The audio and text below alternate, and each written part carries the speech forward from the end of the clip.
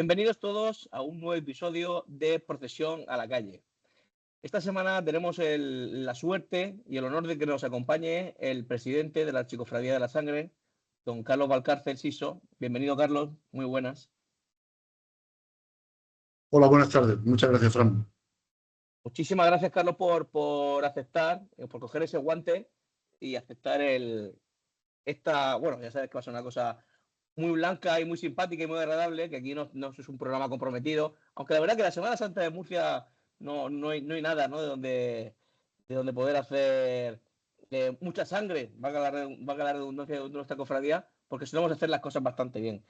Dicho lo cual, pues oye, yo agradezco mucho a todos los presidentes que paséis por aquí, que nos dediquéis un rato, sobre todo porque las agendas se quedan bastante llenas. Un placer, Fran. Voy a empezar por el núcleo, ¿no? del tema. ¿Qué significa para ti, Carlos? Con tu permiso te voy a tutear, ¿eh? Por supuesto. ¿Qué significa para ti la Semana Santa a nivel personal y a nivel emocional? Pues la verdad es que yo no distinguiría entre el nivel personal y el emocional porque creo que es un mismo y un solo sentimiento, ¿no? Significa muchísimas cosas, ¿no? Fundamentalmente significa pues un sentimiento de devoción hacia el Cristo de la Sangre, una devoción aprendida probablemente antes de que yo naciera, porque probablemente ya me le inculcaron mis padres cuando ya había sido concebido y antes de nacer.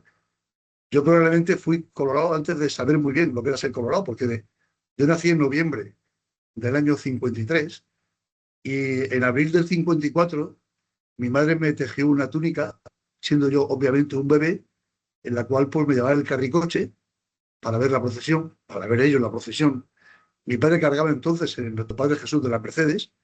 Mi padre me recogía de ese carricoche siendo un bebé, me daría un beso y me cosería a abrazos y a besos y volvía a depositarme en ese carricoche, ese cochecito, como dicen ahora, ¿verdad? Así año tras año hasta que un día empecé a andar con aquella túnica o otras que le sucedieron, ¿no? Y yo recuerdo retirarme en la plaza de Camacho, porque ya no podía andar más. Llegar a la glorieta era un hito. Llegar a Traperío a Santo Domingo, yo ya me sentía un nazareno hecho y derecho, ¿no? Y recuerdo perfectamente aquel primer año que concluí la procesión íntegramente, ¿no? Claro, esa devoción al Cristo de la Sangre, esa devoción hacia nuestro sagrado titular, pues como digo, estoy convencido que me la inculcaron antes de mi propio nacimiento y la he ido adquiriendo a lo largo del tiempo siempre de la mano de mis padres, ¿verdad? Por lo tanto, el primer sentimiento de un nazareno colorado, en este caso pues mío, es esa devoción hacia un Cristo de la Sangre. Pero esa devoción también está vinculada a otros muchos más sentimientos. Lo estoy narrando ahora mismo. A ese sentimiento de agradecimiento a mis padres. A ese sentimiento de recordar mi niñez, que probablemente para muchos, o desgraciadamente no para todos, pero sí para muchos, y que seamos conscientes, la etapa más feliz probablemente de la vida de una persona. Ese sentimiento también de murcianía. Ese sentimiento de cumplir con una tradición. Es una amalgama de sentimientos, no podría describirse un solo sentimiento, aunque es cierto que sobre todos estos sentimientos prevalece el de la devoción a ese Cristo lagadero que una vez al año cruza el puente con los brazos abiertos y parece que va a abrazar a la Murcia nazarena entera. Y la Murcia Nazarena lo espera con ansia año tras año. Oye, Carlos, nos comenta que antes de nacer ya eras colorado, pero siendo consciente, aunque siendo un niño, ¿cuál es el primer recuerdo nazareno que entiendo que está vinculado con la archicofradía que tú tienes? ¿Fue ese año que cumpliste con toda la carrera completa o fue alguno previo? Ese lo recuerdo perfectamente. Y además lo recuerdo porque fue aquel año, entonces los niños podíamos ir detrás de los pasos, si nuestros padres eran nazarenos. Y yo recuerdo ya aquella primera procesión con mi hermano Ramón Luis y con Bagó, con los hijos de entonces Paco Bagó. Recuerdo ahí detrás del paso, sí que recuerdo perfectamente esa primera procesión. Luego recuerdo otras procesiones en las que cambiaron las normas y entonces los niños íbamos en el pelotón, entonces no se llama hermandad infantil. y realmente nuestra procesión era un reto también, y a ver quién podía salvar a aquellos mayordomos que celosamente vigilaban para que desde el pelotón no nos pasáramos a las hermandades, ¿no? Cosa que intentábamos, y algunas pocas, pero algunas veces con éxito, ¿no?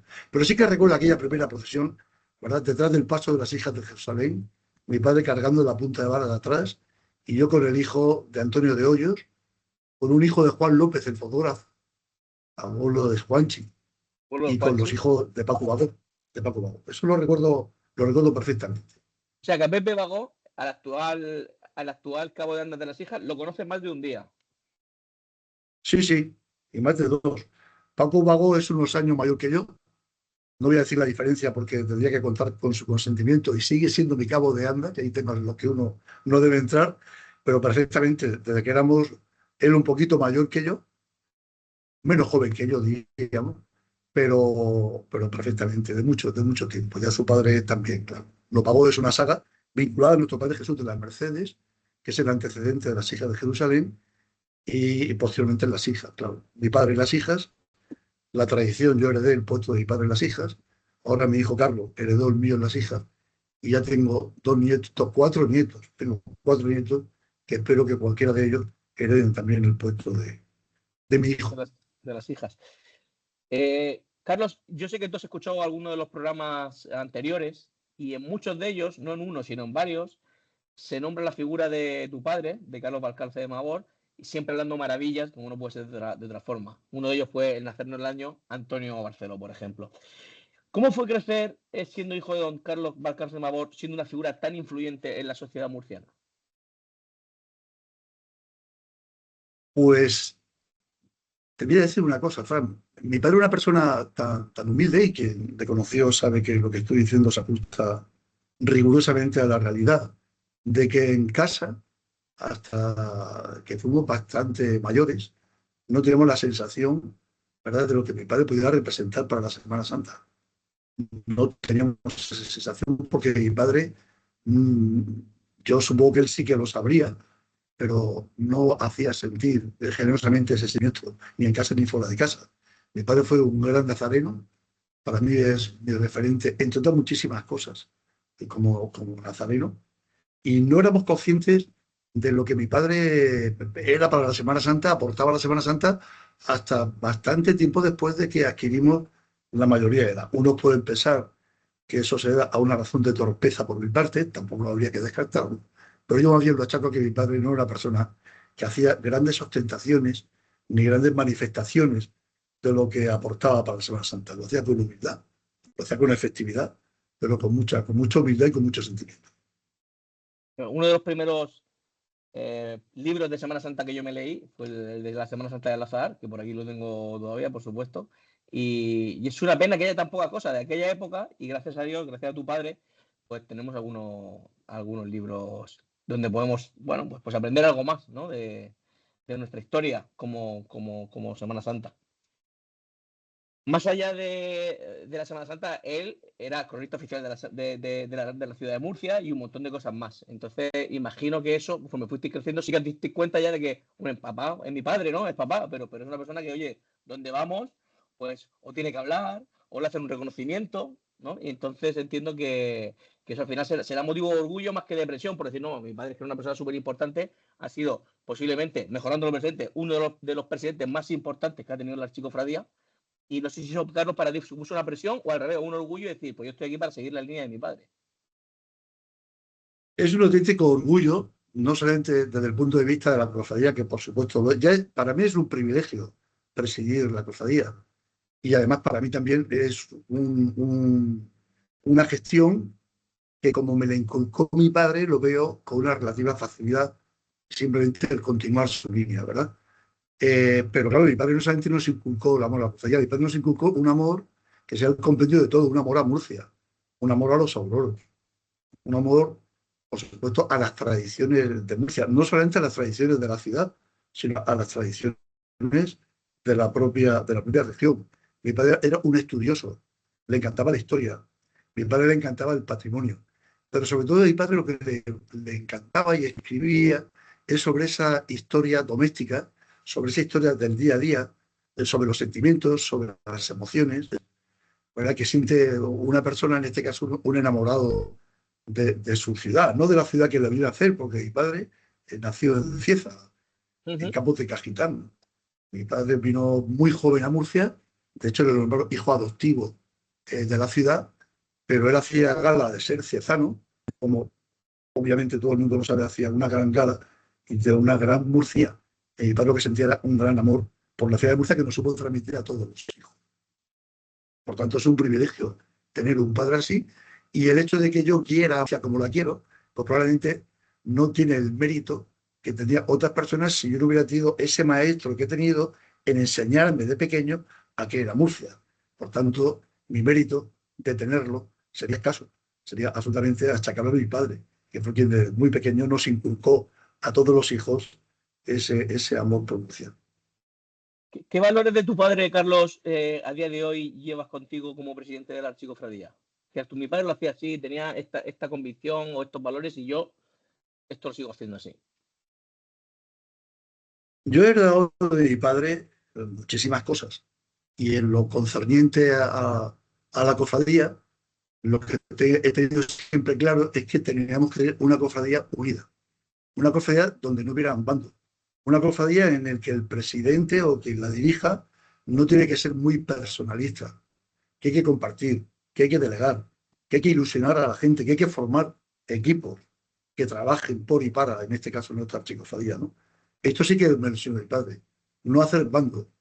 Cuando algo se puede solucionar sin necesidad de tener que recurrir a una votación, soluciónese mediante la pedagogía, mediante el consenso, buscar soluciones que a todo el mundo una y que no separe. Esto lo he tenido siempre presente no solamente en la cofradía, sino en la cantidad de equipos y situaciones que por mi profesión pues me enfrento en el día a día. Siempre unir, siempre sumar, nunca dividir, porque al final, cuando tenemos un sentimiento, en este caso, como ese sentimiento hacia la sangre de Cristo, esa veneración a la sangre de Cristo, todos los que estamos en ese barco tenemos que remar en la misma dirección. Sería absurdo pensar que alguien va a remar en una dirección contraria a tu propio sentimiento, cuando ese sentimiento es compartido por todos. Por tanto, no es difícil sumar, no es difícil agrupar, no es difícil constituir equipos, no es difícil delegar, no es difícil entusiasmar a la gente, implicar a la gente, que la gente se sienta responsable, que la gente se sienta, como toda persona es importante a la hora de desarrollar un proyecto. Y esto es lo que yo trato de hacer con mayor o menor éxito en la cofradía, y esto es lo que mi padre hizo sin duda con éxito durante los años que presidió la misma. Oye, Carlos, ¿por qué abogado? Pues yo hice el bachillerato de ciencias, porque yo para la Marina de Guerra, porque mi familia durante más de un siglo entonces siempre ha habido un marino de guerra. Mi tatarabuelo fue ministro de Marina con Isabel II y yo iba pues marino de guerra. Pero tuve un problema, que es que encontré una chica, se llama Patricia, que hoy día es mi mujer, que no era muy partidaria de que yo anduviera surcando mares y lógicamente pues tuve que desistir, ¿verdad? De aquella profesión que me tenía realmente cautivado desde pequeño. Y cuando uno no sabe qué hacer profesionalmente, pues hace derecho. Y no me arrepiento, no me ha ido mal. Soy un enamorado de mi profesión. Llevo 44 años de ejercicio en esta ciudad y la verdad es que me siento feliz y enamorado también de mi profesión. Pero eso fue como llegué a derecho. O sea, que no fue un amor a primera vista, sino que te fuiste enamorando durante la relación. Efectivamente, durante los 5 años de carrera no invertí ni un mes más. La hice en los 5 años y efectivamente, sobre todo cuando opté por el ejercicio de la profesión. Decíamos que derecho tenía muchas salidas, porque puedes opositar a muchas cosas, pero pocas entradas desde el punto de vista económico. De luego, la menor de las entradas era el ejercicio. En mi caso no había antecedentes en mi familia, no había ningún abogado de la familia, y yo empecé a ejercer en la misma habitación donde dormía. Por la mañana recogíamos la cama, me sacamos una mesa, y ahí empezaron mis primeros meses de ejercicio profesional, ¿no? Y día a día, como tú bien dices, me fui enamorando de ese ejercicio profesional porque creo que respetando todas las opiniones, no hay cosa más bonita que ejercer una profesión liberal como la de derecho, como intentar que se imparta justicia, como Bueno, defender los intereses de los. Y sobre todo y cuando lo haces desde las convicciones. Perdona. No, no, digo, y tanto te gusta, perdona, tanto te gusta que sacando las cuentas del año que dices que naciste, tú podrías estar perfectamente jubilado ya, pero sigues ejerciendo. Si yo tengo 71 años, cumpliré, si Dios no lo remedia, 72 años en noviembre próximo y por tanto desde los 65 años podría estar jubilado. Pero yo es que no entiendo la jubilación cuando pierdes facultades, evidentemente, o cuando pues ya vas el camino de la patria del cristiano. Yo mientras que tenga facultades y esté aquí en este mundo, mientras yo me tenga aquí, me gusta lo que hago, me gusta ser útil, no concibo la jubilación, no concibo el ocio permanente, claro que me gusta el ocio como todo, pero el ocio debe ser una cosa excepcional. Instalarte permanentemente en el ocio, pues lo respeto, por supuesto, pero a mi carácter de ser no me veo yo con zapatillas y una gorra pasando por ni de broma. Ni viendo obras, ¿no? De Aguas de Murcia o, o de cualquier otro contratista del ayuntamiento, no, no. No, viendo las obras y opinando cómo hay que hacer los ladrillos, no. A mí me gusta leer, me gusta escribir, me gusta mi profesión, como he dicho, me gusta oír música, me gusta viajar, me gusta hacer deporte, me gusta estar en contacto con la naturaleza. La vida es una fuente, ¿verdad?, de inspiración y, por supuesto, el ocio es una de ellas y lo respeto, pero cada forma se adapta a la forma de ser de cada uno y la mía es trabajar. Bueno, mira, yo precisamente lo hablo mucho con mi jefe, que además se llama como tú, el tema del ocio, ¿no? Y el poco sentido que tiene el ocio vacío, entre comillas, porque el ocio, si descanso de estar viendo temas que están relacionados con mi profesión, en este caso la tuya de abogacía, pero me pongo a escribir, hombre, pues sigues trabajando, porque al final estás laborando, pero es totalmente distinto, porque mentalmente ya estás descansando, estás haciendo otra cosa. Entonces me gustaría entrar un poco más que ocio, en tus hobbies, ¿no? Uno de ellos me dices que es escribir. ¿Has publicado algo en estos Me 71 encanta años? escribir. Sí, me Y encanta escribir, es decir, pero ¿tienes algo publicado o te gustaría publicar algo de lo que tienes escrito y guardado ahí en el armario? no, yo soy una persona también, ya no humilde, soy una persona con la suficiente inteligencia para no publicar las cosas que yo escribo. Yo las cosas que yo escribo hago ya un ejercicio un poco ya ahí de valentía y las publico en Facebook, porque ahí son amigos los que me leen, y entonces lo publico para mis amigos, porque sé que presidente por la amistad sabrán perdonar todas las faltas que yo pueda cometer escribiendo, pero no tendría yo, no sería yo capaz, ¿verdad?, a lanzar un libro, ¿verdad?, erga omnes, para que todo el mundo pueda leerlo. Sería por mi parte un atrevimiento, una irresponsabilidad que no, en Bueno, absoluto. Facebook yo, sí, porque los que me leen son amigos y los amigos pues siempre nos disculpan y te leen con cariño y con caridad. Yo soy uno de esos amigos que te leen y que te leen con mucho gusto, y estoy seguro de que si tienes algo con más profundidad o más densidad en tu mesilla para poder publicar, estoy seguro que va a ser mucho mejor que otras cosas que ya están publicadas en general, porque al final, como esto y se globaliza tanto, que casi todo el mundo puede escribir y publicar, ¿no? Se vaya a Diego Marín y hace un acuerdo con él y le imprime y le publica. Y, o sea, que estoy seguro que algo seguramente sería bienvenido por mucha gente. Muchas gracias. Pero lo mismo, sé que tu opinión está sustentada en el cariño y en la amistad. Escribir es una cosa muy seria. Mira, yo he hecho algún pregón de Semana Santa y he de decirlo que lo he hecho un poco a punta de pistola, porque han tocado las fibras sensibles de mi padre. Tu padre nos hizo un pregón y yo, pues, como me cuesta mucho trabajo decir que no, sobre todo cuando están pidiendo cosas, pero claro, no hago más pregones, porque hacer un pregón es una cosa muy seria. Mira, yo este año, después de escuchar a Álvaro Hernández, vamos, yo creo Sí, sí. que a partir de ahora, la persona que acepte ser pregonero tiene que tener muy clara la capacidad y las habilidades, ¿verdad?, que posee a la hora de hacer un pregón.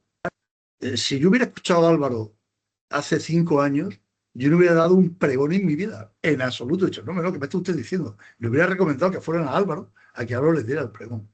Porque el pregón de este año ha sido algo maravilloso. Algo Sí. maravilloso, desde el principio hasta el final, una preciosidad. Otros años también, por supuesto, estaría bueno, ha habido muy buenos pregoneros, ¿no? Pero como una persona en mi memoria, ¿no? Los ecos de este último pregón, tengo que reconocer que el pregón de Álvaro es uno de los mejores pregones que se han dado en Murcia desde que se están dando pregones de Semana Santa. Y mira que se han dado buenos pregones en Murcia, ¿eh? Dejó el listón muy alto, no hay duda, no hay duda. Carlos, otro de los hobbies o de tus pasiones es caminar. No caminar por cualquier sitio, sino caminar por sitios muy concretos, porque de hecho esto se está grabando, bueno, la gente lo sabe que esto no es directo, esto se está grabando el Día de la Comunidad, el lunes 9 de la región, el lunes 9 de junio, porque cuando se publique el próximo jueves, tú estarás por el norte de España.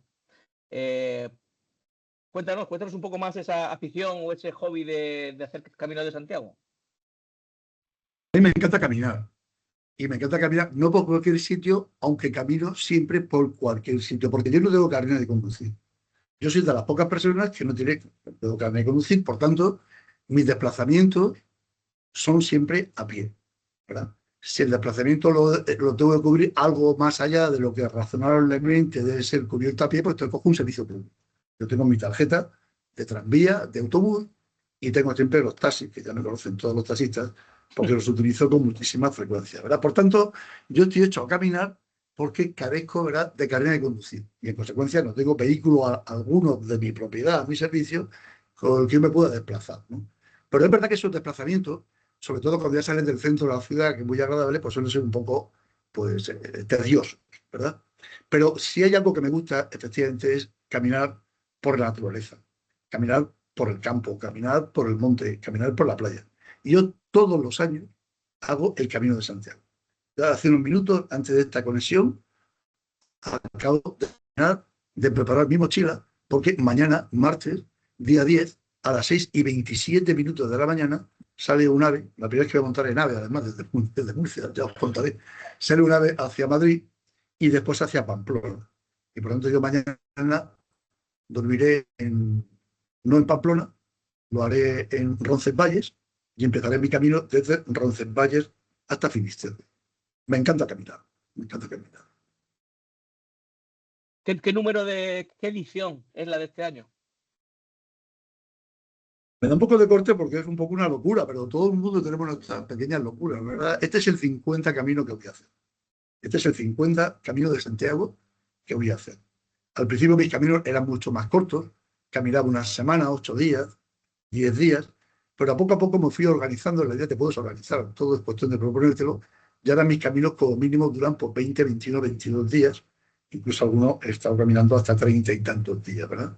Y este será el 50. Este será el camino 50. ¿Hay alguna experiencia?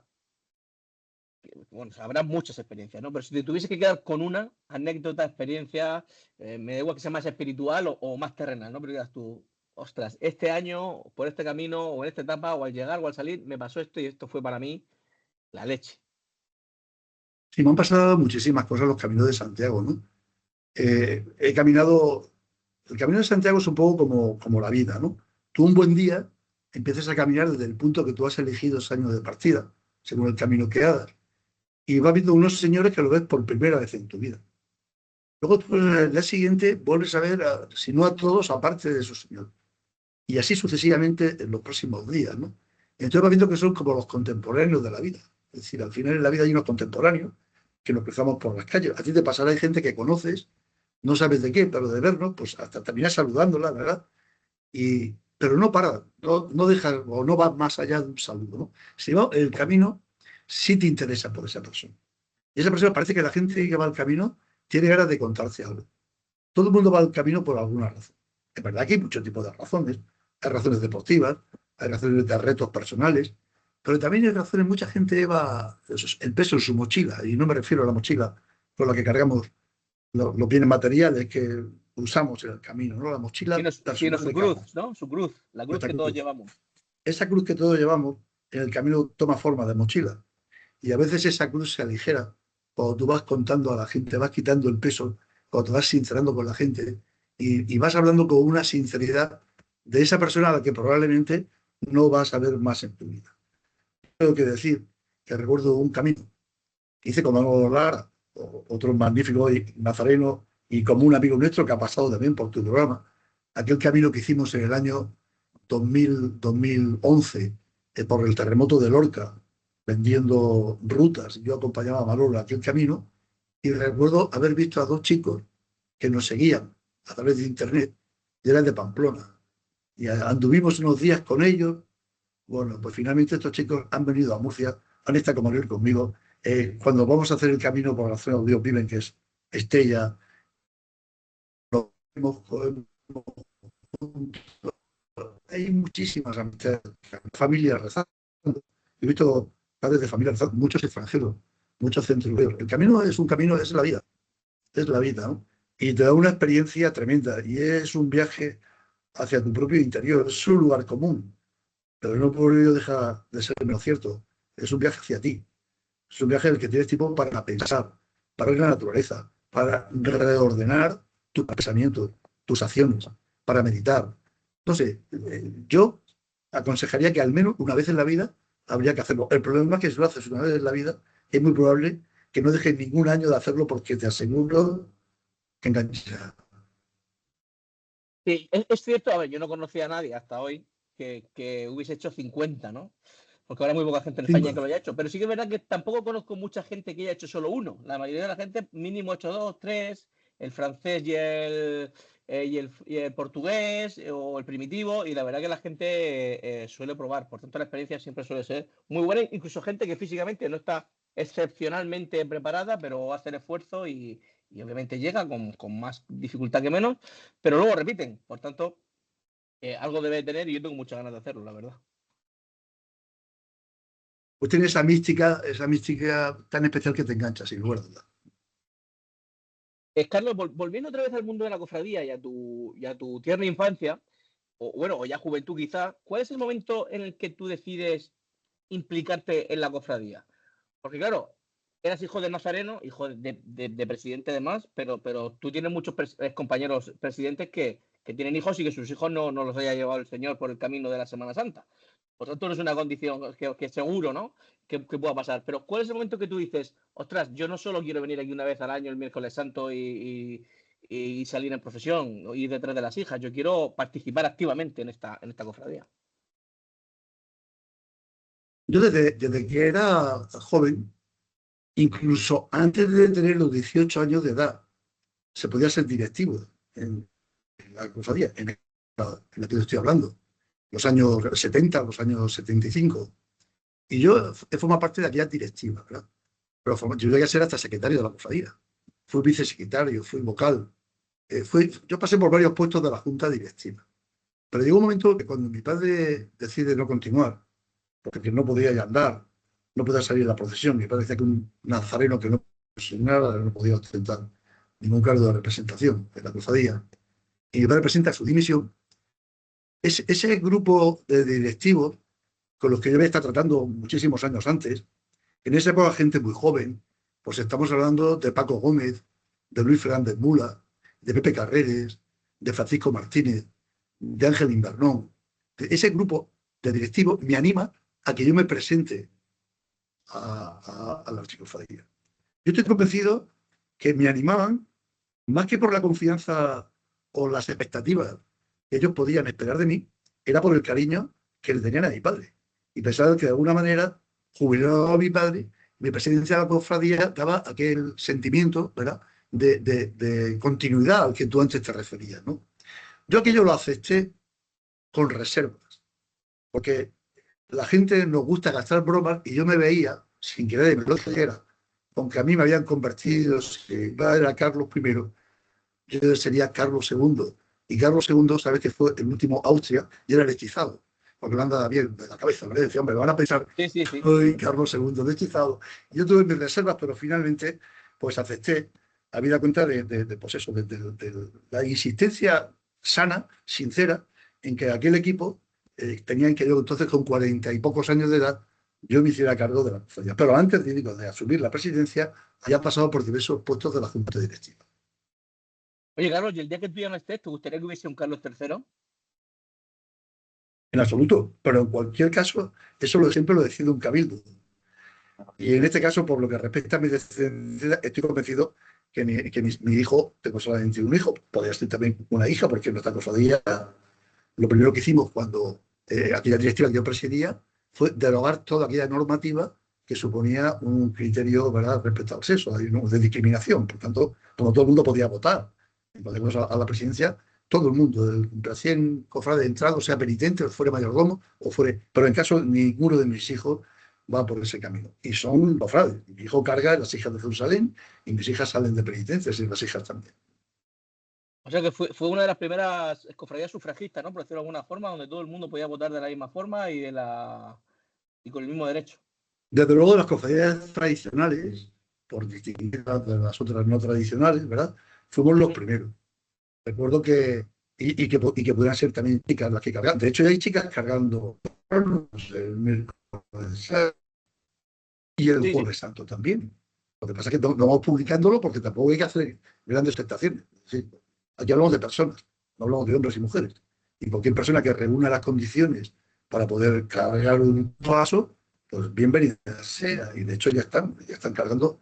No es lo habitual, pero bueno, hemos abierto ya esa vía. Y todas las chicas saben que perfectamente quien quiera puede cargar en la cofradía, sin ningún tipo de problema. De hecho, hay dos chicas concretamente que han querido el miércoles santo y ahí están cargando, y en la prenda del jueves pues también. En las Sí, de burlas hecho, ya ni te cuento, en las burlas hace muchísimo tiempo abrimos las burlas para que todas las chicas pudieran tocar el tambor. Pero qué tontería, ¿cómo tú vas a prohibir a una persona a que participe en un desfile por el hecho de su sexo? Eso no se le ocurre a nadie. O que no pueden votar porque uno es penitente, que eso es... ¿O qué pasa? Llama voto igualitario, ¿no? Cada 3 penitentes son un voto de un mayordomo. Pero, hombre, esto es una cosa un poco... Suena chiste ahora mismo, ¿no? Pero en una época, desgraciadamente, estas cosas eran de otra manera. En la cofradía solamente podían votar los mayordomos. Los estantes de nuestra cofradía no podían votar, ni los penitentes tampoco. Esto ya es impensable, ¿no? Y esto fue lo primero que hicimos cuando reformamos la Constitución para que todo el mundo estuviera en un mismo plano de igualdad de derechos y obligaciones. hombre, yo entiendo que sobre todo, ahora efectivamente estoy de acuerdo contigo, que no tiene ningún sentido, pero entiendo que cuando las primeras cofradías crecen en la ciudad de Murcia, donde eran sufragadas mayoritariamente por los mayordomos, que además de tener más dinero y más posibles, serían culturalmente, estarían por encima de las personas que estaban en la huerta, que luego venían a sacar los pasos, pues sería esta democracia ateniense, ¿no? Que si estabas preparado de alguna forma, pues sí que podías votar, y si no tenías esa preparación, pues tu voto valía menos o ni siquiera valía. Quizás tuviese sentido, en ese día, porque al final vemos la historia desde 4 siglos para acá, pero realmente en esa época quizás sí que tenía sentido. Ahora efectivamente no tiene ninguno, estoy de acuerdo con eso. Carlos, ¿cuál Sí, pero no consideras es que ha ahora. sido? Ah, no, no, no es ahora, no. Digo que vosotros lleváis No, que desde no que es nació. ahora, que esto es del año 96. Claro, del año 97, que ya han transcurrido. En el año 97 yo creo que ya era un momento en que había que abolir todo este tipo de normativa que era absolutamente extemporánea, como tú bien dices, Sí, y sí. desfasada, ¿no? Bueno, el otro día tuvimos aquí el último programa, el anterior a este, fue un especial de la burla y un representante de equipo de la familia Ropero, que era Lucas, que lleva pues, desde que era pequeño ahí, y contaba una de las anécdotas que contaba, que era que antiguamente, no sé cuántas generaciones atrás, cuando las mujeres no podían tocar la burla, había algunas que hacían como la papisa Juana, y entonces bueno, no se pueden pintar tampoco a día de hoy, pero iban sin pendientes, iban que parecían chicos para poder tocar la burla y que nadie le dijese nada. De hecho, Juana, que tú dices, se disfrazaba de chico para poder salir tocando en las burlas. La burla de la familia Ropero lleva la cofradía desde el siglo XVIII. Ropero es un apellido, no es ningún apodo. Es un Sí, sí, sí. apellido y esta familia está vinculada desde el siglo XVIII a las chicofradías. También llevaban las burlas de Jesús. Los roperos en una época llevaban a ambas cofradías, las burlas de ambas cofradías, ¿verdad? Nosotros seguimos manteniendo ese sello de que los roperos pues, forman parte de nuestra institución, pues, casi como un patrimonio ya personal, ¿no? De casi 3 siglos, Totalmente, ¿no? De presencia, ¿no? totalmente. Oye, Carlos, ¿cuál consideras que ha sido tu principal aportación, o que será, que a lo mejor todavía está por venir, pero cuál consideras que ha sido tu principal aportación al Chico Fradía en todos estos años? Yo creo que eso es no hay así ninguna aportación en la que tú digas, hombre, esta es una gran aportación. Yo creo que ha sido un proyecto. Eh, Hemos intentado, no yo, el equipo. Yo hablo siempre de un equipo. Yo siempre hablo de un equipo. ha sido un proyecto que se ha ido desarrollando poco a poco conforme hemos podido, ¿verdad? Si hubiera que destacar algo, pues sería el museo, obviamente. Claro, el museo era una reivindicación muy antigua. Una reivindicación, pues después de la guerra, en las directivas de Julián Pardo Zorraquín del propio Ángel García y de mi padre. Es decir, era reunir todo nuestro patrimonio fíjate, ya no tanto como para poder ser exhibido, que es un joyero, sino en un lugar seguro, donde estuviera custodiado, ¿no? Nuestra cofradía en la guerra civil fue de las que más atentados se hicieron contra el patrimonio, no solamente material, sino también contra las personas. El don Sotero, párroco del Carmen, ¿verdad? Pues fue asesinado en la cárcel del Primo de Rivera y trasladado de allí hacia la cofradía y lo colgaron en el balcón de donde hacemos la ofrenda a la Virgen de la Santa. Yo subo poco porque la ofrenda la hacen otros compañeros, pero siempre que veo el balcón no puedo evitar pensar en esa teoría, ¿verdad?, de cualquier guerra civil, de la crueldad de la guerra civil, de cómo los hombres se pueden convertir en fieras con independencia del bando en donde estén. No es cuestión de bando, es cuestión de lo irracional que podemos llegar a ser. Que pensar ahora en Palestina, por no ir más lejos, y ver la cantidad de salvajadas, ¿verdad?, y de asesinatos y genocidios que se están cometiendo allí. Bien, pues aquello, en esa época, como decía, el patrimonio nuestro sufrió pues, un deterioro tremendo. Y hubo que reconstruir después de la guerra todo aquello, ¿verdad?, todo ese patrimonio, ¿no? Bueno, pues siempre había una vieja reivindicación de poder reunir ese patrimonio en un museo. Al final, gracias a don Ramón Gil, que fue párroco del Carmen, fallecido ya hace unos años, nos dejó la parte alta de la iglesia, lo que en los coros. De ahí instalamos lo que decíamos un museo, más con la ilusión de decir que era un museo, que aplicando correctamente el nombre a algo que no lo era. Pero por lo menos aquel plazo lo teníamos a buen seguro. Estaba protegido de lluvias, protegido de altas temperaturas, y seguíamos con aquello del museo. Y finalmente, pues en la época de primero Miguel Ángel Cámara y finalmente José Ballesta, pues hicimos ese convenio con el ayuntamiento, en virtud del cual pues se nos cedió la parte baja de lo que era el Colegio del Carmen, que fue la primera sede de la Universidad de Murcia. Allí se estuvo la Facultad de Derecho y hay ilustres juristas, ¿verdad?, que pasearon por esas mismas galerías por donde paseamos prácticamente al diario, ¿no? Y bueno, eso sería un hito, ¿no? Pero yo creo que eso no es lo más importante. En torno al museo hay una gran actividad cultural durante todo el año. Han pasado los primeros espadas de lo que es el arte contemporáneo, ¿verdad? Y han estado en el museo. Junto al museo tenemos también un departamento de publicaciones. La todavía publicamos pequeños libros, pero de patrimonio, de personajes. Ahora vamos a publicar un libro muy interesante que va a recopilar todos los artículos de José Luis Melendrera, Jimeno, que escribió para todas las revistas de la Archicofradía. Y en un solo texto vamos a reunir, quiero decir, tenemos muchas publicaciones. Y luego tenemos una obra social que quizá yo sí destacaría algo por encima de todo lo que hasta ahora estoy diciendo, es la obra social de la cofradía.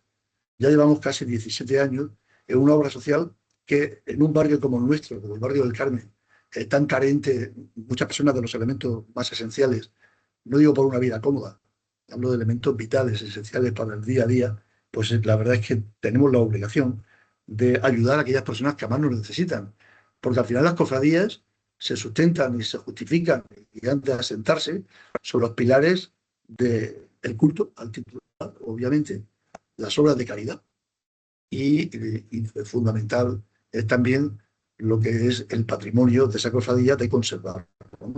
Pero formación del cofrade, obras de caridad y culto a los titulares son los tres pilares que justifican la creación y la existencia de la archicofradía. Y yo me siento muy orgulloso de la obra social. Mira, ahora mismo, el último, hacemos acciones sociales que llamamos, pues ha sido con una fundación que se llama Aladine, de niños con cáncer, ¿verdad?, que están intentando hacer un proyecto de un polideportivo en la Risaca. Bueno, pues la noche de los museos, los pintores, que son la gente más extraordinaria, el artista en general es solidario y extraordinario, ¿no?, aparte de sensible. Bueno, pues estuvieron pintando en directo durante esa jornada del Día Internacional de los Museos, donaron sus obras a la obra social, se pactaron, vamos, se rifaron, por lo mejor sortearon, sería la palabra exacta, y con el importe obtenido, más una partida importante que puso la obra social de la día, pues hemos dado 5.000 euros para ese proyecto. Hace Muy unos bien. meses estuvimos en Valencia, estuvimos en La Dana, en La Torre, en la zona cero.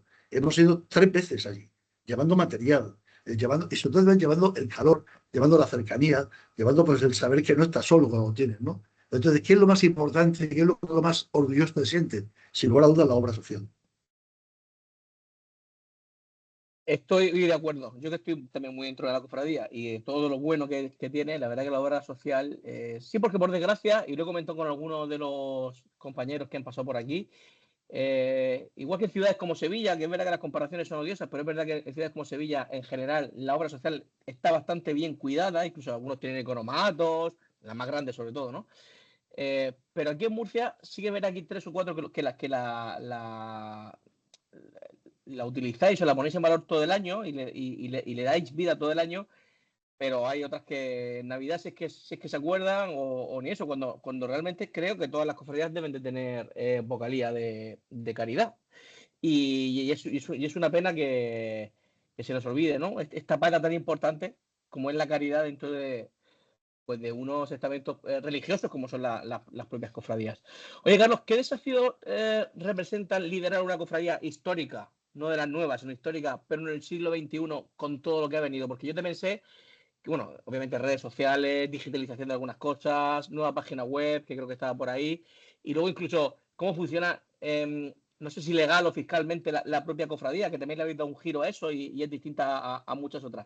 Cuéntame un poco cómo se trabaja siendo de las primeras cofradías de Murcia, pero intentando ser pioneros a futuro.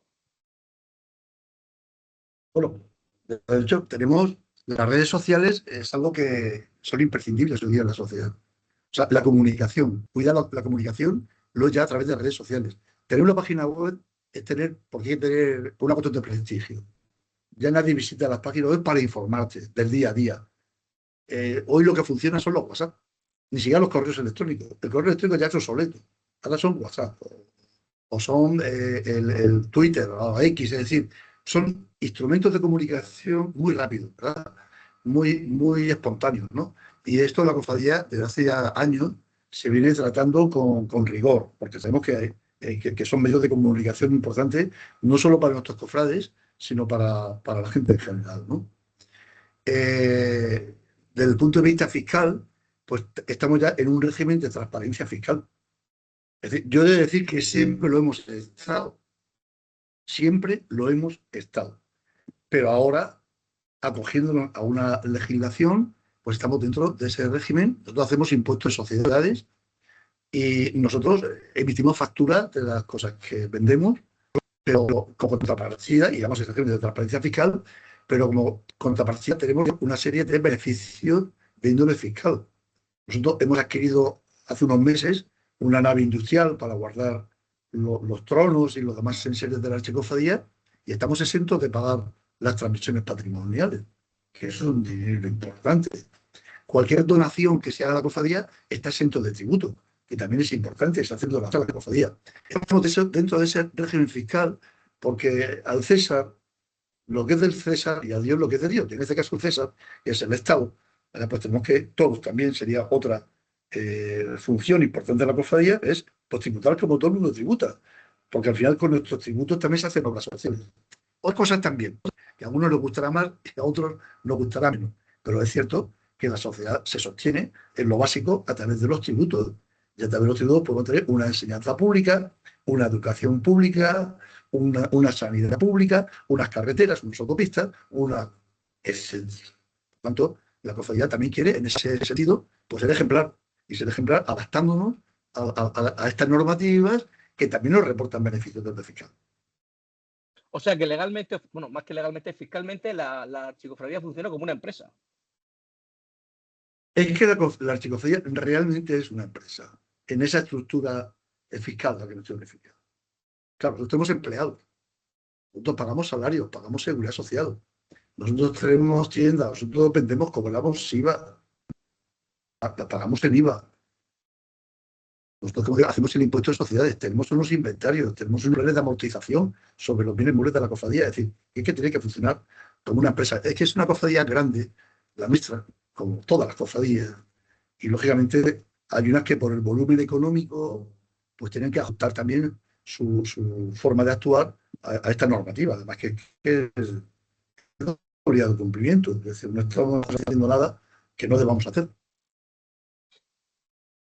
Te iba a preguntar que cómo se organiza la procesión en sí durante todo el año, pero yo creo, voy a cambiar el enfoque y te voy a decir, ¿hay alguna semana del año que se descanse de cofradía? O sea, que no esté la gente allí, que no esté la directiva, que no esté la presidencia, que no estéis trabajando por el día de la procesión o para la procesión.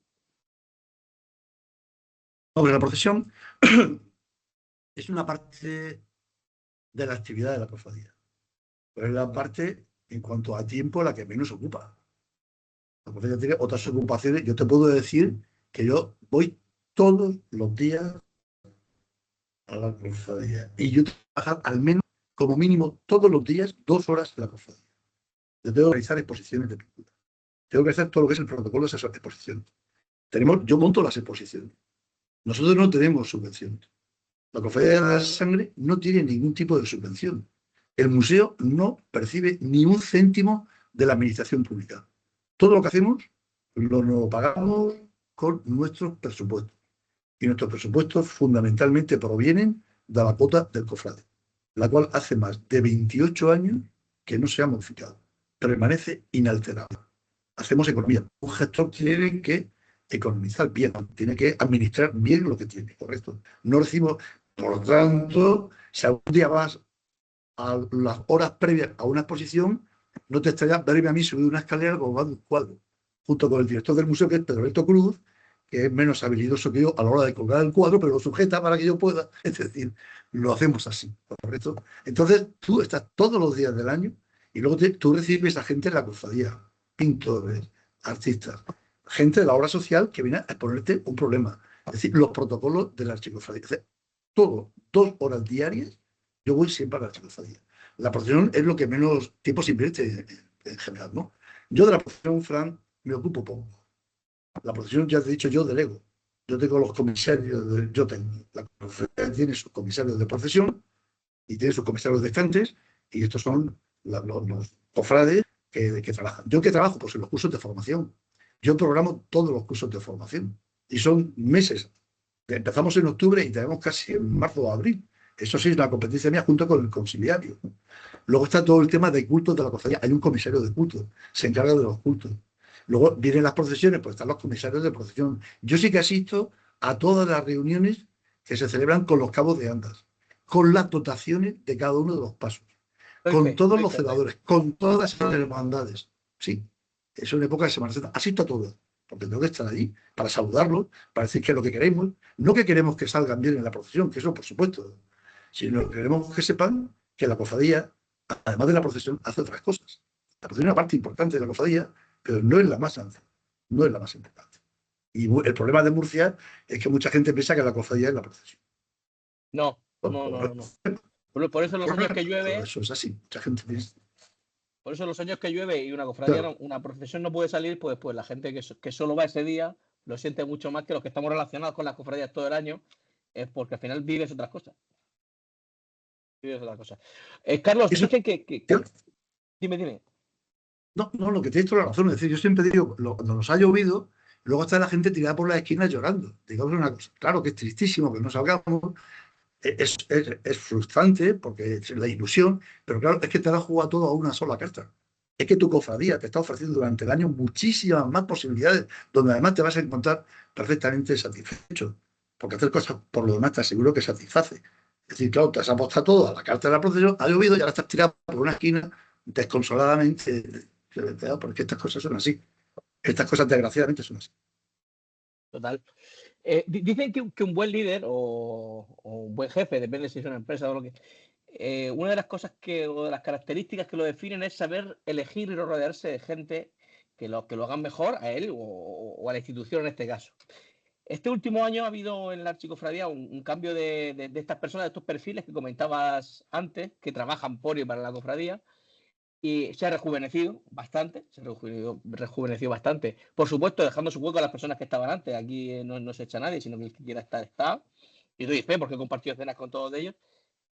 Pero yo he escuchado muy buenas, bueno, yo he ido dentro de la procesión, entonces, pero además he escuchado muy buenas opiniones, muy buenas críticas a esta nueva generación que viene empujando, tanto en gestión de estantes, de procesión, como puede ser con Chema o con cualquiera de otras áreas dentro de la cofradía.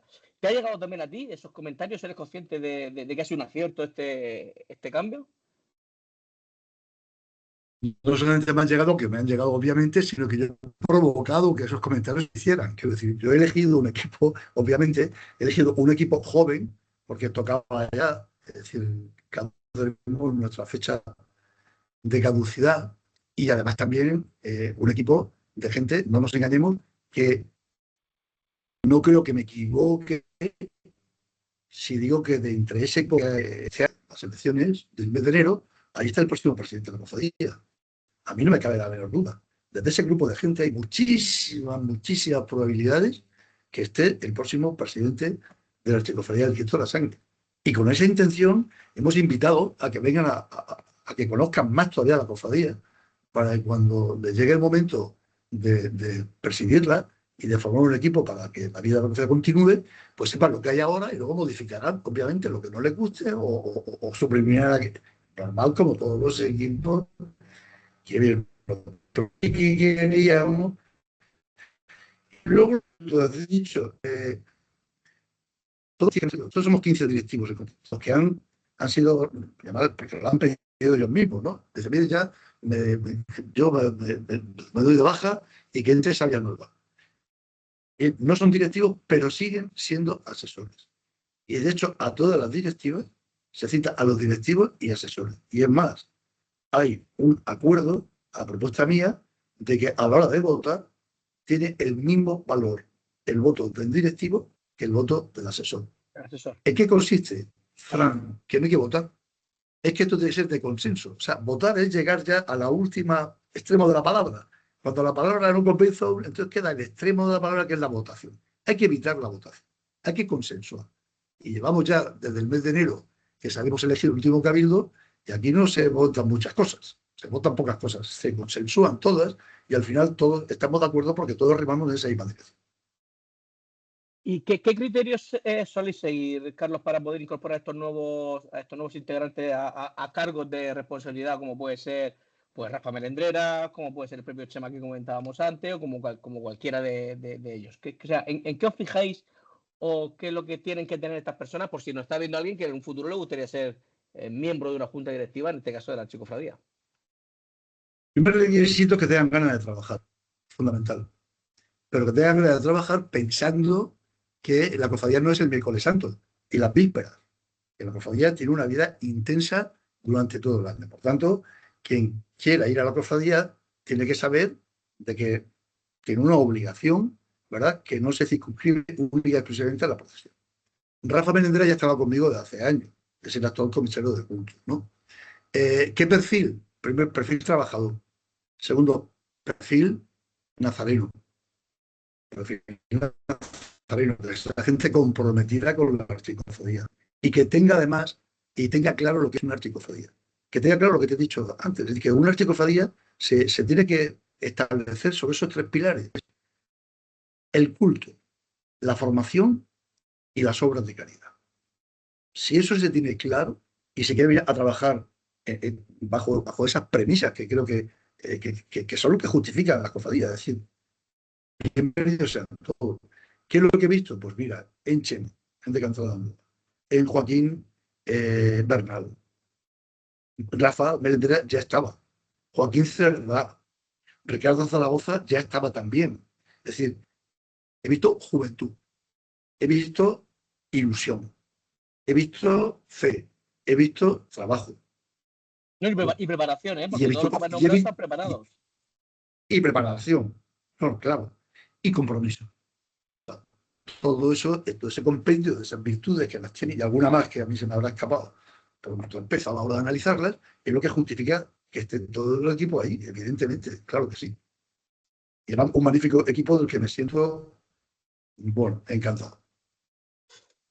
Carlos, yo como estante del Cristo tengo sentimientos encontrados con la última procesión, porque para mi gusto, por la gestión de nuestro cabo de andas, que los dos conocemos y apreciamos, como es Ángel el Pichi y José el Colorado, cómo se nos estuvo preparando semanas antes, te diría casi psicológicamente de vamos a ser muy solidarios, este paso pesa mucho, vamos a llevarlo arriba. Bueno, yo llevo saliendo desde el 2012, gracias a Paco Gómez, que además le mando un saludo aquí, que me brindó la oportunidad de reunirme con Andrés del Rojo y poder entrar.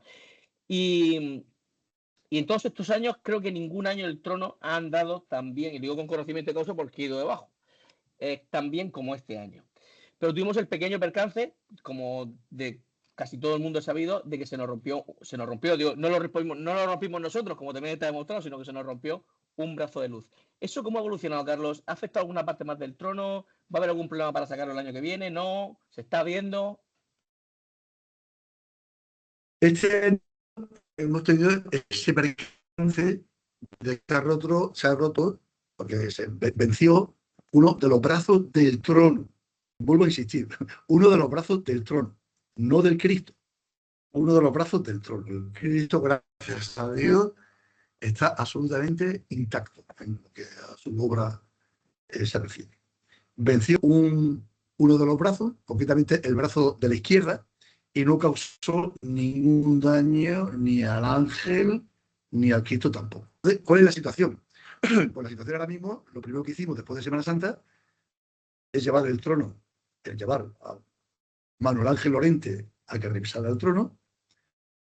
Manuel Ángel ha hecho ya una primera inspección de ese brazo y la buena noticia es que el brazo venció no por causa de la conducción del trono, es decir, los sextantes no tienen nada que ver, no hay ninguna relación de causalidad entre la forma de la llevanza del trono y esta patología que presenta ese brazo del trono que ha vencido. Lo cual para mí eso ya fue una noticia magnífica, ¿verdad? El problema de la patología que presenta es un problema en origen. A la hora de construir ese brazo no se hizo correctamente y por tanto el problema es que esa afectación no solamente pudiera resultar aplicable a este brazo, sino que puede ser que estén también afectados el resto de los brazos dentro. Por tanto, lo que hemos hecho ha sido constituir un equipo técnico, que lo conforma Manuel Ángel Lorente, lo conforma Santiago Rodríguez y Fuensanta López Rosagro, que es la restauradora de la archicofradía. Entonces, desde el punto de vista técnico, ellos nos van a dar las posibles soluciones, ¿verdad?, que van a afectar a ese trono. Esas soluciones ya tenemos asumidas, porque así lo han hecho los técnicos, que para el año próximo no van a estar realizadas. Lo que haya que hacer al trono del Cristo no va a estar hecho para la próxima Semana Santa de 2026.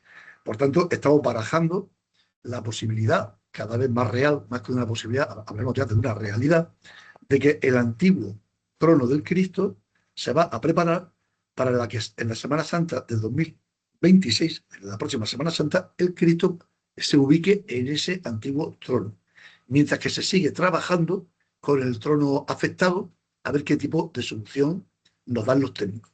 Luego, a esta hora, lo único que puedo decir es que se están barajando, se están trabajando por los técnicos y los técnicos dan unas soluciones que pasan por dos parámetros. Un primer parámetro, soluciones técnicas, y un segundo parámetro, soluciones económicas, porque hay que buscar un equilibrio entre lo técnico y lo económico. Hay que buscar un equilibrio entre lo que hay que hacer y lo que se pueda hacer, ¿correcto? Y ahí estamos, en ese trance. Bueno, pues que sea lo mejor para la archicofradía, para el Cristo, por supuesto, y para las arcas de la archicofradía también, claro, porque obviamente si hubiese mucho dinero en caja, pues podríamos decir, bueno, pues mira, pues si no vale, pues oye, pues podemos encargar otro incluso, pero claro, es que un trono de esa envergadura no es ninguna broma. Claro, y luego además ese trono, en mi opinión, tiene también una polémica en la que no soy ajeno. Es probable que ese trono ahora pues tiene unas críticas absolutamente respetables sobre la idoneidad o no de haber encargado ese trono a la empresa que se le encargó en su día de Sevilla. Pero claro, esto ya es extemporáneo también. Ese trono se encargó en su día y al final es el trono de Cristo. Entonces, habrá gente que dice, ya, pero es que a mí no me gusta el trono tipo sevillano, ya, pero es que esa no es la cuestión que lo estamos planteando, si gusta o no gusta el trono. Claro. El trono es de las cofradías. El trono se acabó para el Cristo y lo que estamos buscando es una solución técnica para el trono. Porque hay gente que dice, no, que a mí me gusta más el trono anterior que este. Bien, pero ese no es ese no es el problema que nos lleva entre manos. El tema es buscar una solución al trono afectado y a ver qué tipo de solución hay para que el Cristo vuelva a ese trono. Si dijeran los técnicos que no existe solución ninguna para que el Cristo volviera a ese trono, pues ya diríamos, pero ahora mismo no toca abrir ese melón. Vamos a esperar a que los técnicos, que son los que saben, nos digan y nos digan cómo y cuánto. Que es importante el cuánto, porque tú bien dices, las arcas nunca están algo, ¿eh? Perfecto, pues estaremos atentos y expectantes y confiamos en que será lo mejor. Lo que sucede conviene, ¿no? Se dice, pues esperamos que sea lo mejor. Oye, Carlos, hemos estado muy centrados en la archicofradía, pero tú eres conocedor, obviamente, conocedor y opinador, porque tendrás tu opinión sobre la Semana Santa en general. Entonces, vamos a ir abriendo poco a poco la conversación, si te parece, y me gustaría saber qué relación mantiene hoy en día la archicofradía, pues tanto dentro del Cabildo como con el resto de las cofradías hermanas. Bueno, la archicofradía tiene una magnífica relación con el Cabildo Supremo de Cofradías. Es cierto, no voy a negarlo, que esta magnífica relación hubiera sido deseable haberla mantenido durante siempre. Siempre hemos mantenido una buena relación con el Cabildo, pero ahora yo podría decir que la relación con el Cabildo es excelente. Nunca ha sido mala la relación entre la archicofradía y Cabildo. Lo que sucede es que, como todo tipo de relación, pues hay momentos mejores y momentos menos buenos. Ahora mismo estamos en un momento magnífico con un presidente como José Ignacio Sánchez Ballesta, que es una persona en la que delega, es una persona que respeta a todo el mundo, que a todo el mundo le da juego y que el único interés que tiene no es un interés personal, sino es un interés para la institución, para el Cabildo, que en definitiva es para toda la Semana Santa. Ahí siempre va a estar la cofradía. Y ahí está la cofradía encantada de colaborar con el Cabildo. Ya vimos hoy el mayordomo decano del Cabildo, Y el único mérito vicepresidente, son ¿no? los años, ¿no? Y Y vicepresidente. vicepresidente del Cabildo. Y vicepresidente del Cabildo. Y ahí estamos con grandes proyectos, algunos de los cuales ya son realidades y algunos de los cuales pronto vais a tener noticias, o una gran noticia, de algo que va a afectar a la Semana Santa de Murcia en general y que estamos trabajando desde el propio Cabildo en un estado ya muy avanzado, ¿verdad? De ese gran museo que queremos para toda la Semana Santa de Murcia, algo ya habéis dicho, me consta, pues eso Sí, en breve habrá una comunicación oficial en muy la bien. que se pondremos al tanto, pero estamos ya ahí, ¿eh? Ya hemos llegado al sitio. Fenomenal. Es El que resto hemos de tenido. cofradías magnífico. Yo con todas las cofradías nos llevamos muy bien. Desde siempre nos llevamos francamente bien, porque primero por las instituciones y luego por las personas que las representan.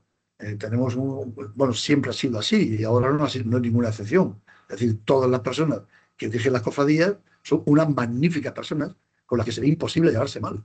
Imposible. Nos llevamos todos. Hemos hecho una gran familia dentro del Cabildo, eso es cierto. ¿Qué diferencia crees tú que tiene la Semana Santa de Murcia con otras de España? Ya no digo solo Sevilla, sino con cualquier otra. Si tuvieses que explicárselo a alguien que la desconociese, que viniese de fuera y tuviese que quedar en 3, 4 frases, oye, mira, esto es típico, esta es la idiosincrasia de esta Semana Santa, aquí es lo que nos define realmente, ¿con qué te quedarías? Yo creo que nuestra Semana Santa es una Semana Santa grandiosa, porque lo es, desde el punto de vista del patrimonio, creo que no tenemos que envidiarle nada a nadie, de ninguna otra cofradía de España. Y sin embargo, somos humildes, y a mí me parece bien, somos humildes. No tenemos la soberbia de otras Semanas Santas, que parece que solamente existen ellas y que después de ellas no existe otra cosa. Incluso con algún nazareno nuestro que las mira con envidia, yo me echo las manos a la cabeza. Es decir, nosotros somos gente humilde, representamos con naturalidad, somos muy naturales, la vivimos en familia y no nos creemos el ombligo del mundo. No nos creemos el ombligo del mundo. Y podríamos creerlo porque tenemos pues eso, un patrimonio que no tiene muchísimas Semanas Santas de España. El patrimonio de la Semana Santa de Murcia, salvo excepciones deshonrosas, que también las hay, pero es un patrimonio realmente extraordinario, ¿no?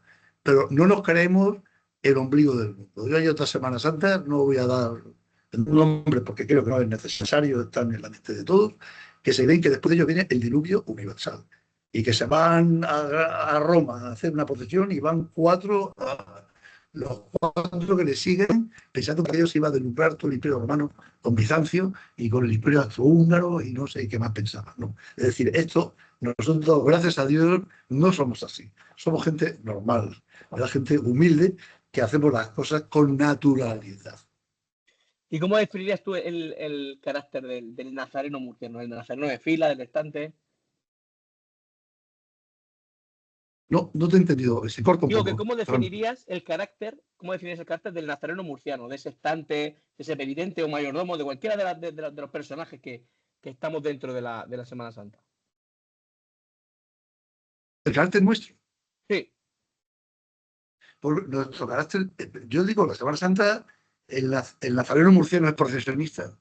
Esto es así, es decir, para lo bueno o para lo malo, somos procesionistas, no tenemos todavía la conciencia de lo que es una cofradía, de la cofradía nos fijamos y concentramos todo el esfuerzo en un pequeño segmento que es el de la procesión y los cultos, y no todos, pero luego es verdad que también somos naturales a la hora de pasear y de sacar a las calles nuestras procesiones, ¿no? Y sobre todo, fíjate, lo que más me llama la atención es como el murciano en general interioriza esas manifestaciones. En noviembre tú ves una procesión por las calles y nadie se extraña. Cualquier día, la verdad del Rosario, otro día un Vía Crucis, lo estamos interiorizando con mucha naturalidad porque es una cosa muy nuestra. Lo vemos como una cosa natural, ¿no? Y luego es un lugar común, pero por eso no deja de ser cierto, la generosidad con la que compartimos nuestras tradiciones, ¿no? Y la Semana Santa no es ninguna excepción. El murciano es un ser generoso, somos generosos y no nos creemos el ombligo del mundo. Para mí eso es lo importante. Totalmente de acuerdo. Oye, Carlos, a muchas de las personas que vienen aquí, que comparten un rato con nosotros, siempre me gusta preguntarle que cuando rezan, que qué cara tiene Dios para ellos y qué cara tiene su madre. A ti no te lo voy a preguntar porque entiendo que es nuestro Cristo de la sangre. Pero fuera de la archicofradía, aquí en Murcia, ¿qué imagen te llama la atención poderosamente? ¿Tienes algún vínculo también personal o familiar? Yo cuando rezo veo la cara de Dios que tengo delante de mí en ese momento. Si rezo en la capilla del Cristo de la Sangre, estoy viendo a Dios en la imagen de Nicolás de Bussi. Si rezo en la capilla de San Antolín, de la Cofradía del Perdón, pues estoy viendo al Cristo del Perdón en ese momento. Si hago lo propio en la Cofradía de Jesús, estoy viendo a nuestro Padre Jesús. Es decir, yo creo que tenemos, y eso es un riesgo, pensar que existen diversos dioses y que Dios no es único y que cada cofradía tiene su Dios que es más importante que ningún otro, al que ponemos una serie de apelativos como si aquello fuera, le va a distinguir. Yo creo que eso es peligroso. Dios es uno. Y pensar que mi Dios o mi imagen contiene más Dios que tu otra imagen, de fichismo y de cultura religiosa. Entonces, el enarbolar la bandera de que mi Cristo contiene más Dios que el tuyo y tal, me recuerda a las era una señora de Sevilla, del barrio de Triana, que tenía un bar de copas que se hizo famoso porque las princesas un día fueron allí a tomar un refresco. Y un Viernes Santo por la tarde, el puente de Triana, cuando pasaba el cachorro, yo no estoy muy al tanto, no sé, los viernes o un sábado, no recuerdo qué día. El cacharro pasaba por el puente de Triana y la Anselma, alzando los brazos, se situó frente al cachorro y dijo: el cachorro, el único Dios verdadero. Es decir, esto a mí me hace gracia, pero esto implica de alguna manera el disparate que nos puede llevar a decir que mi Cristo contiene más Dios que el tuyo y el Cristo de la sangre es el único Dios verdadero y el donde perdón dirá que no. Es decir, entrar en eso me parece absolutamente de una incultura religiosa tremenda y luego contiene unos riesgos muy importantes a la hora de tener una fe sólida. Yo voy a seguir por el camino, porque también te lo quería preguntar, porque yo sé que tu padre fue fundador además de ser presidente de la cofradía de la Archicofradía de la Sangre, fue fundador de la Cofradía de la Misericordia, si yo no me equivoco. Mi padre fue fundador de la Archicofradía de la Misericordia. Así es. Y yo salí con mi padre cargando siendo yo un chiquillo, es decir, de soltero, y me hacía mucha ilusión la punta de vara con mi padre y yo, los dos en la punta de vara. Y la verdad es que fue una época muy bonita. De hecho, yo a ti no lo recuerdo, pero a tu hermano Ramón Luis sí que lo recuerdo cargando el Cristo de la Misericordia hasta hace no tantos años. No tantos años. Claro, O sea, sí, porque dime. sí, sí, porque mi hermano sucedió a mi padre. Cuando mi padre se jubiló, el puesto de mi padre lo cogió mi hermano. Como yo cuando mi padre se jubiló, la hija de Jerusalén, su punta de vara la heredé yo, ¿verdad? Por eso mi hermano efectivamente cargaba en el lugar de mi padre cuando mi padre se jubiló. Pero yo, estando mi padre en activo, yo también era titular del Cristo de la Misericordia y cargábamos los dos juntos, efectivamente. porque tú eres el mayor de los hermanos. ¿Tú eres el mayor? Yo soy el mayor de los... Sí, somos 5 hermanos, 2 varones y 3 chicas, y yo soy el mayor de los 5. Yo tengo 70, mi hermano tiene 69. Cumplirá ahora 70 yo tengo 71, perdón. Mi hermano tiene 70. Yo cumpliré 72 en noviembre y mi hermano 71. Nos llevamos un año de diferencia. Por eso dudaba, digo, porque os veía bastante parejos de edad. Oye, Carlos, en estos 71 años, ¿has vivido algún momento especialmente duro durante la procesión o durante cualquier procesión o fuera de la procesión, pero que esté relacionado con la Semana Santa? Que digas, tú, ostras, esto no lo borraría quizá porque todo se aprende, pero que lo recuerdes como algo, como una espina que tú que lleves ahí clavada.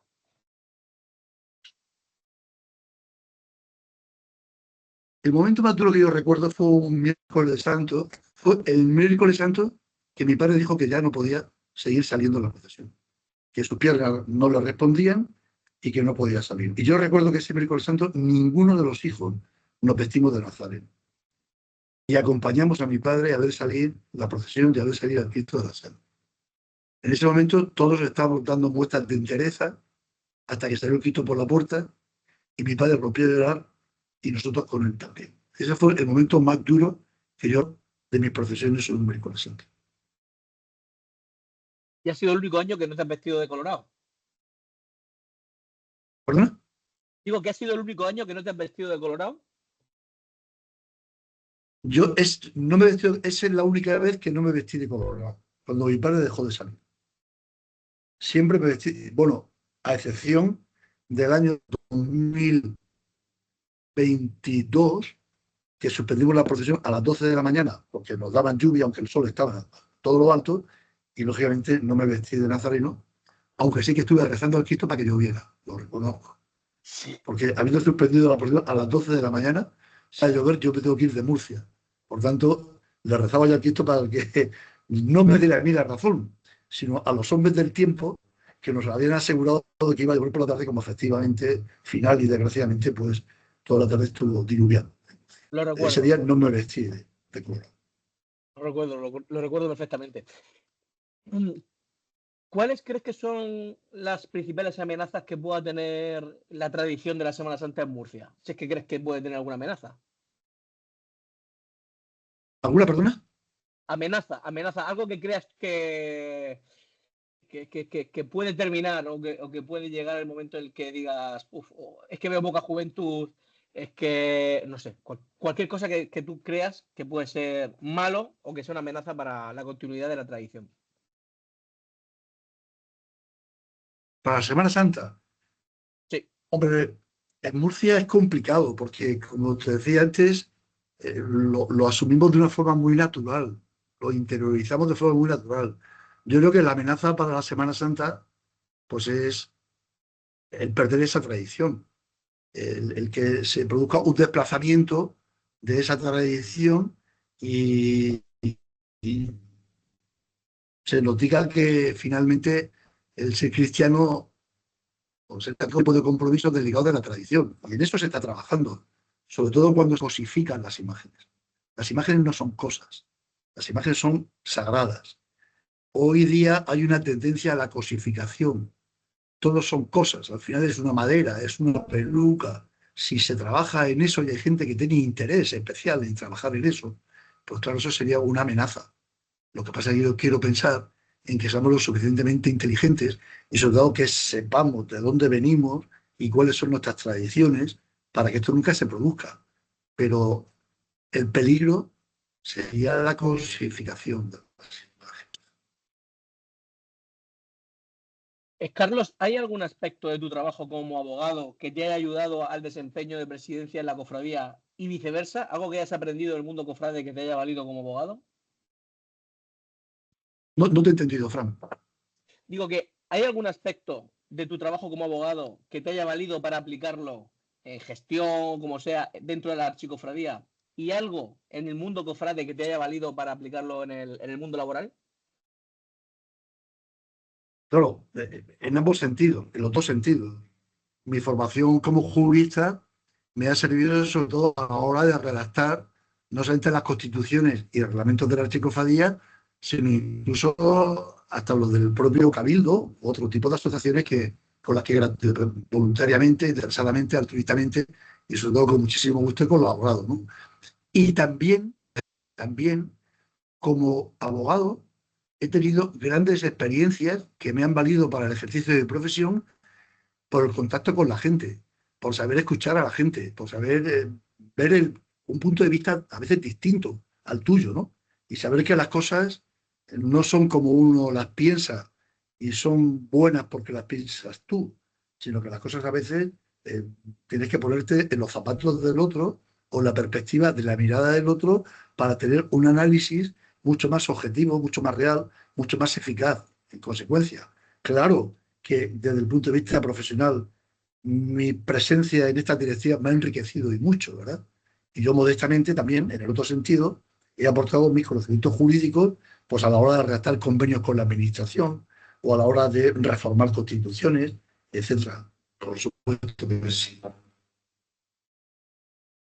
Eh, este año, Carlos, entre otras muchas novedades, la Archicofradía ha estrenado, que no me gustaría dejarme en el tintero, ha estrenado un gran paso, un gran trono, como es el de la Sagrada Lanzada, que teníamos ahí el tintero casi 9 años preparando el proyecto, porque estuvimos hablando con Pedro Lázaro, con su promotor y actual cabo de Andas, que lo tuvimos aquí hace unas semanas.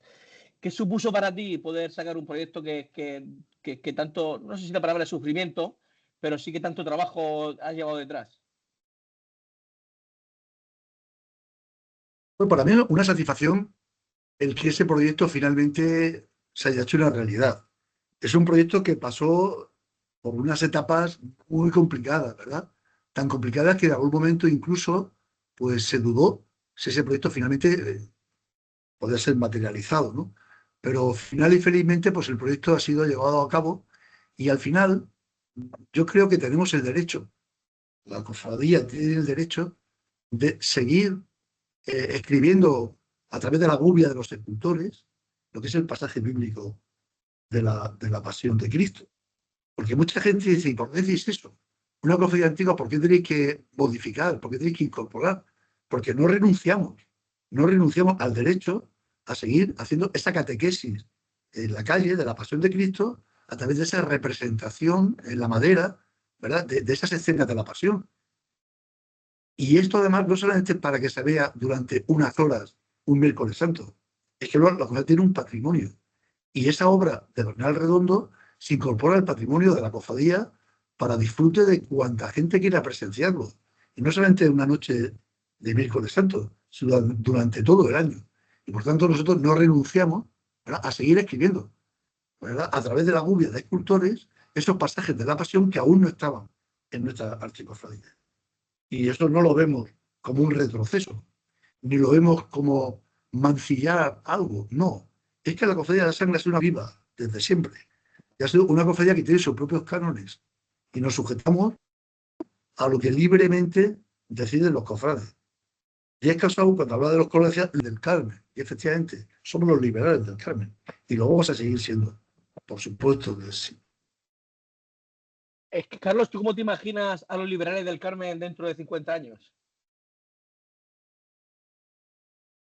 Pues al ritmo que lleva la política actual española, casi prefiero no pronunciarme al respecto para no causar ningún disgusto en esta tarde de fiesta de la región de Murcia. Vamos a confiar en que podamos seguir ejerciendo de liberales, ¿verdad? Confiemos en que sí. Oye, y hablando de política y de familia que hemos hablado antes, haber tenido un hermano que ha sido presidente de la Comunidad de Murcia, ¿a ti te ha supuesto alguna vez algún problema o alguien que te haya dicho algo? Claro, porque además es que os parecéis, pero no sé pero no tenéis por qué pensar lo mismo, ni opinar lo mismo, ni siquiera votar lo mismo, porque cada uno es quien es, ¿no? ¿Pero te ha supuesto alguna vez algún problema o alguna anécdota que... Sí, problemas muchos, todos ellos salvables, no ningún problema, pero sí, había una época en que la gente, eh, una determinada gente en particular, se fijaba mucho en lo que yo hacía, ¿verdad? Porque claro, esto de la política, hay una forma noble de hacer política y hay una forma sucia de hacer política. En España, la forma noble de hacer política, pues, es bastante conocida, ¿verdad? Especialmente en algunos partidos políticos, de un determinado signo, ¿no? Y sí que es verdad que en una época era de buscarme, de encontrarme, yo me daba cuenta, y la prensa, porque si hace, porque si no hace, en fin, cosas propias de gentuza, de chumba, propias de gente innoble, ¿verdad?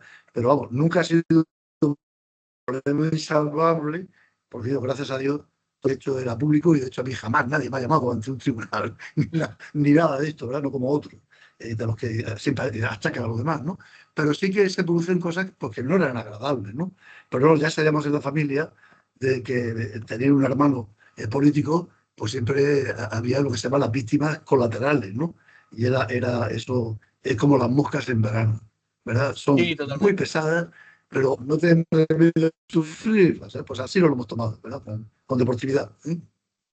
Yo es que, mira, fíjate, a mí me pasó una anécdota, pues, te lo he preguntado lo del parentesco, lo del parecido, porque hace este verano pasado, ahora un año, yo vivía hasta hace no mucho en la calle justo detrás del colegio. O sea, yo vivía muy cerca de la Capilla del Cristo. Yo era uno de los habitantes que más cerca vivía del Cristo, en la calle Mercedes, concretamente. Bueno, pues paseando por el río, por el Puente Viejo, iba con mi mujer y como claro, yo me di cuenta después. Y es que hay gente que dice, y es verdad que me han confundido alguna vez, es con Fernando, con López Miras, con el presidente actual Cuando voy sin las gafas y así con un poco de barba, pues hay gente que dice que Cierto. tenemos cierto parecido.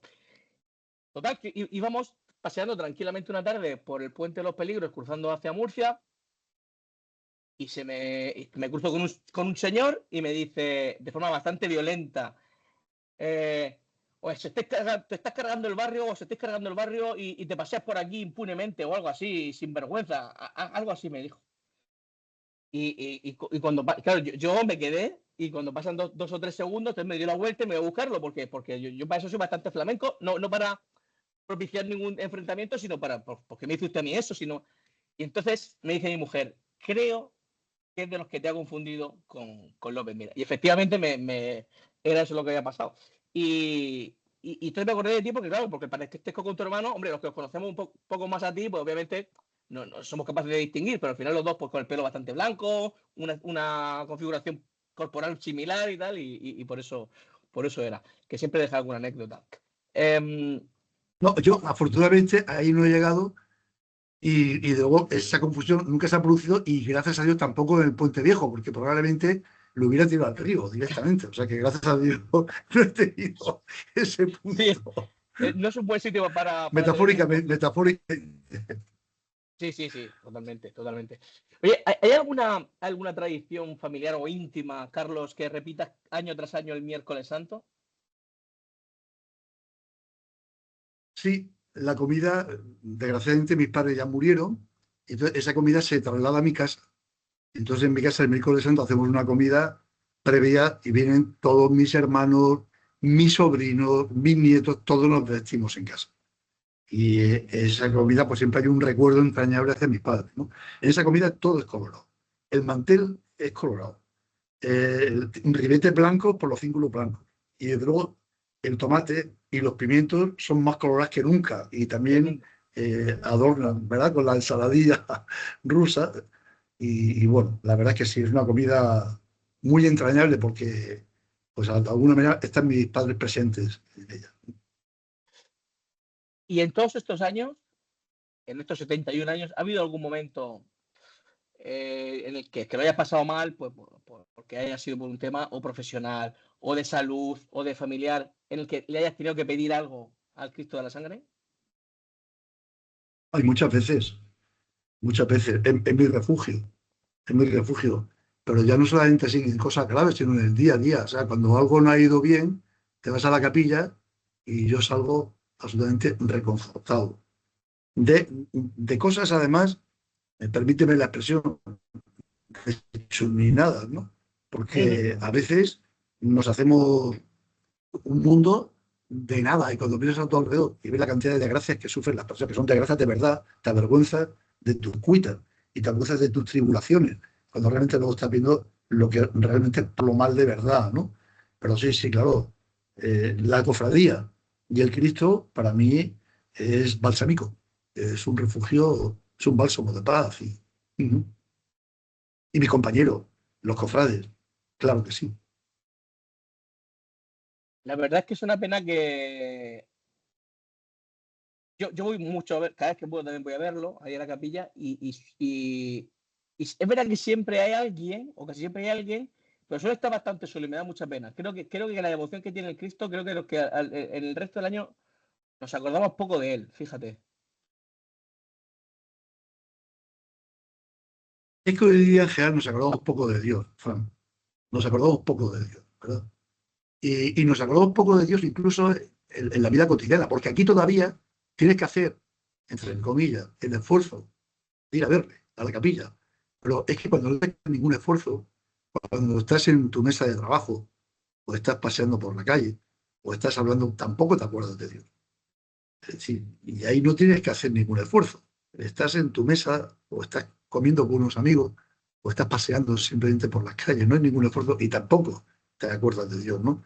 Si encima tienes que ir a ver, tienes que ir a una capilla, tienes que pasar unas calles, cumplir unos horarios, pero de todas formas es un Cristo que tiene gente siempre. Siempre hay Sí. devotos rezándole en las horas en que sale. ¿Sabes una cosa? Bueno, creo que nunca te la he comentado, pero una de las cosas que a mí me hubiese encantado que cuando se hizo la nueva capilla, totalmente merecida para el Cristo, para mi gusto le faltó y habría sido una mirilla, una especie de mirilla en la puerta para que cualquier persona, porque además como está también iluminado, que además lo tienes tú en una foto y detrás, que desde una mirilla se hubiese visto muy bien y se hubiese estado bien porque cuando estés incluso cerrada, si necesitas verlo, solo es asomarte, o entiendo que una puerta de ese grosor y tal sería complicado, me imagino que sería complicado hacerlo, pero la verdad que muchas veces he pensado, digo, si tuviese una mirilla, cada día que pasase por aquí estuviese abierto, ¿no? Yo lo podríamos ver, lo podríamos ver.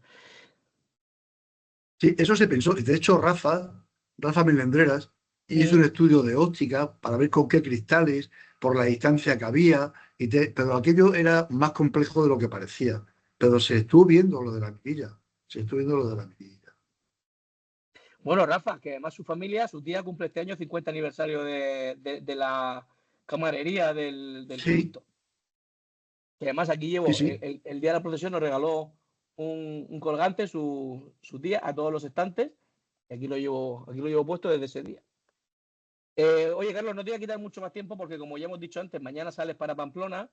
Pero sí que me gustaría hacerte esta última pregunta, que es, el día que ya no estés en la cofradía como presidente, por lo menos, y conforme vayan pasando los años, ¿cómo te gustaría que se te recordase?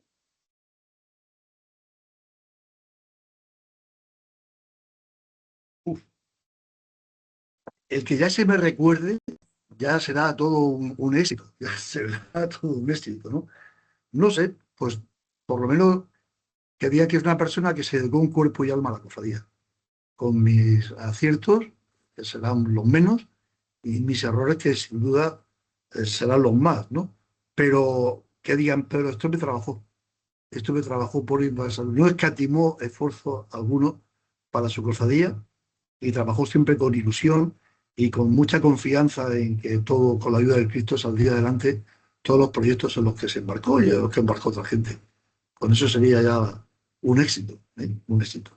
Pero lo importante es que la gente lo que recuerde y no deje de recordar y de practicar es que existe la Semana Santa en Murcia, que hay cofradías en Murcia, que seguimos, tenemos que seguir practicando esa sagrada costumbre de todas las Semanas Santas, sacar a nuestros titulares, de los días previos a la Semana Santa, organizarlos juntos. Y esto es lo que nunca, nunca Y sí, pues eso sería lo mejor que se puede decir de una persona. Que hemos seguido manteniendo el testigo, que hemos ido transmitiendo la llama, que hemos sido un eslabón más, un eslabón más de esa cadena, en nuestro caso tiene más de 600 años, que hace posible que generación tras generación se siga viviendo de esa forma tan particular como en Murcia se vive la Semana Santa. Eso sería importante. Muy bien.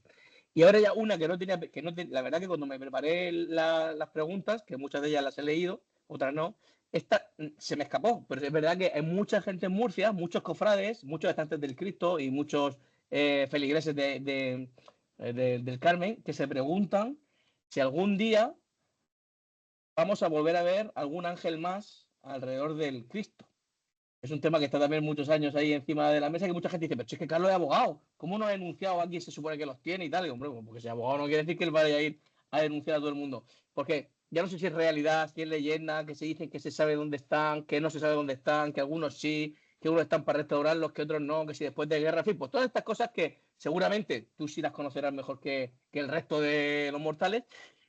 ¿Hay algún tipo de esperanza en que algún día podamos ver al Cristo de la Sangre como se concibió?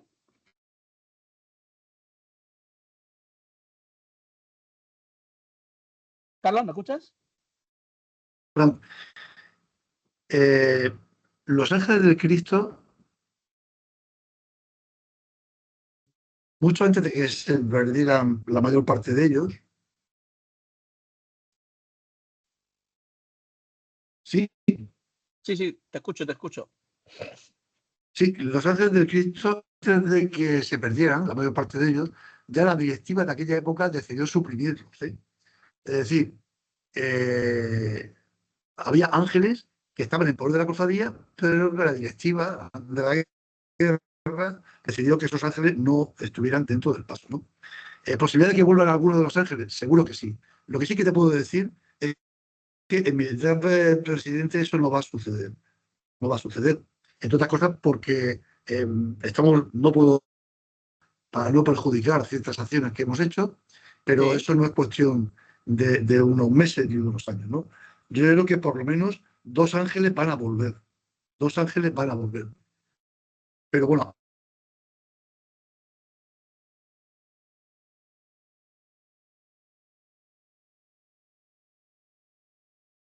¿Me escuchas, Carlos? sí, Ah, vale, vale, vale. Perdona, es que nos ¿me habíamos quedado oyes? con. Sí, sí, sí, sí, sí, yo sí. Es que nos habíamos quedado en que dos ángeles van a volver. Van a volver.